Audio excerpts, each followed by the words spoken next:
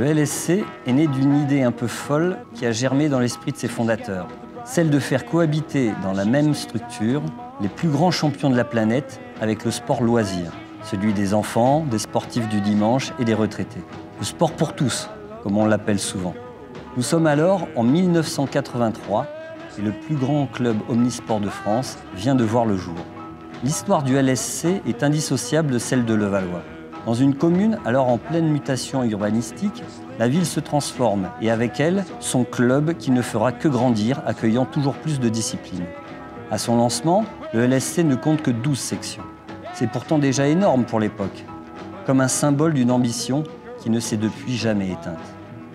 Levallois traversera les années 80 au rythme des grands rendez-vous sportifs, des premiers galas de boxe sous chapiteau au balbutiement du basket masculin qui se professionnalise. Les coupes de cheveux, comme celles des shorts, sont d'un autre âge, mais la passion et l'énergie sont déjà là. Une date en particulier va faire basculer le destin de tout un club.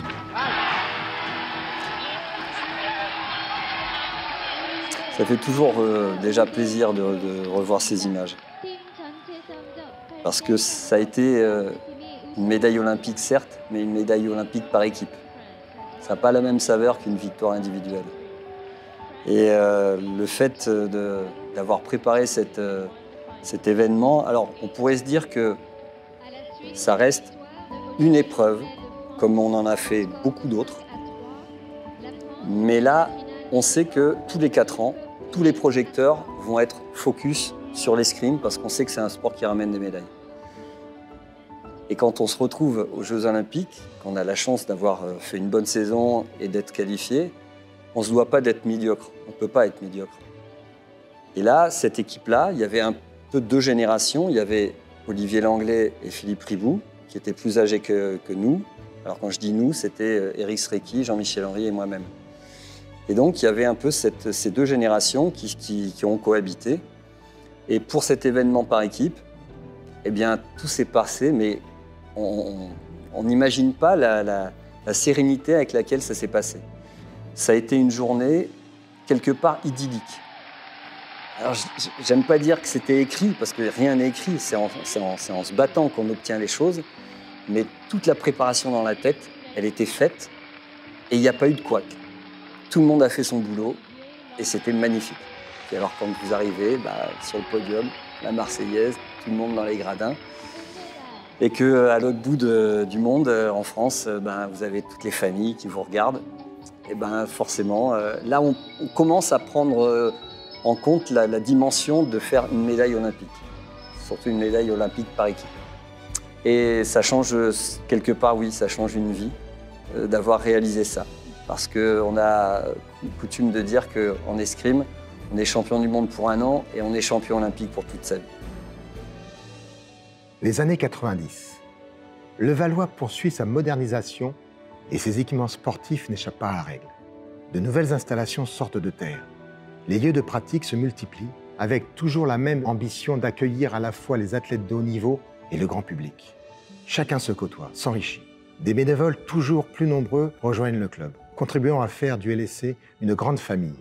De nouvelles disciplines émergent qui viendront enrichir son palmarès à l'image du trampoline. J'ai rencontré Cyril Racini à Levallois-Perret, c'est le numéro 4 français, il a 19 ans et il est très bon. Alors vous voyez ce cadre, en fait il y a 15 mètres carrés de cadre. 91 marque un tournant.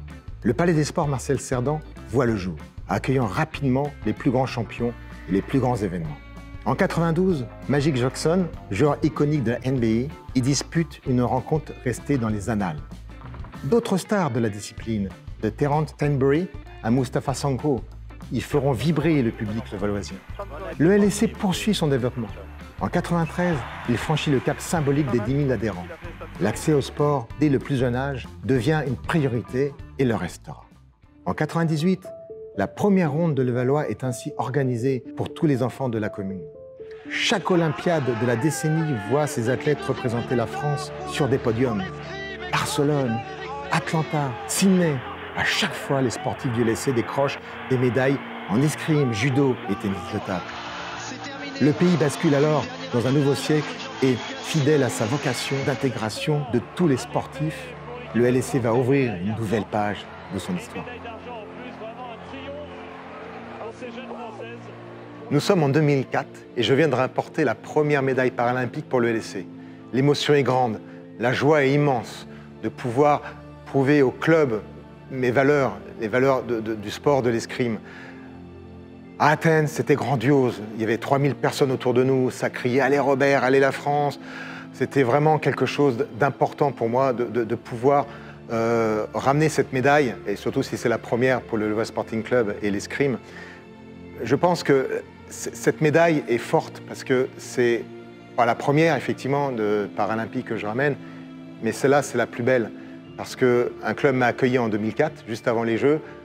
Il y avait Fred Delplat, Eric Strecki, qui étaient là, qui me dit « Bon, on va te prendre comme ça, puis on verra après ». Et je pense qu'il ne le regrette pas.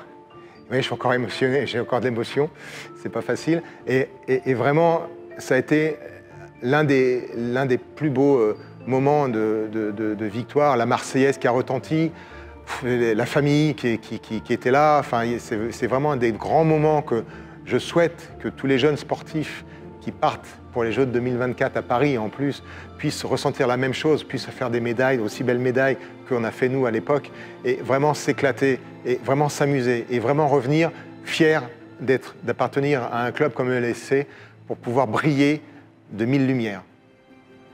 L'histoire aurait pu s'arrêter là. Des sections tout aussi remplies que leur palmarès, la photo était déjà très belle. Mais c'était sans compter sur la détermination que le Levallois Sporting Club a su se forger au fil des ans. Le club continue de grandir, jamais rassasié. 14 000 adhérents, puis bientôt 17 000, du jamais vu en France.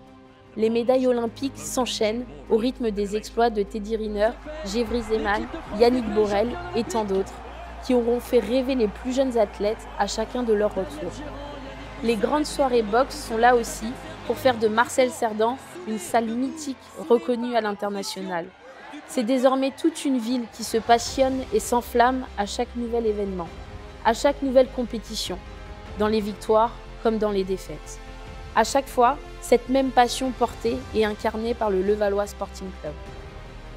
Au contact des éducateurs du club, les plus jeunes apprennent le goût de l'effort, le dépassement de soi, l'envie d'aller conquérir les sommets.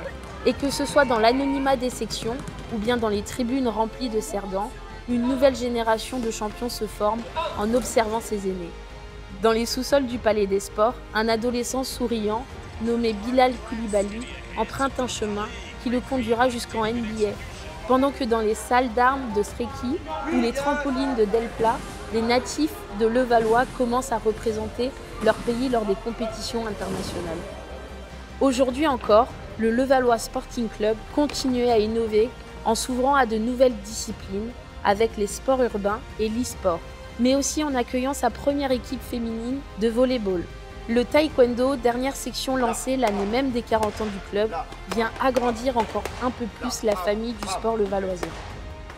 Le rêve un peu fou, lancé il y a 40 ans, est devenu réalité. Et il ne s'arrête toujours pas là.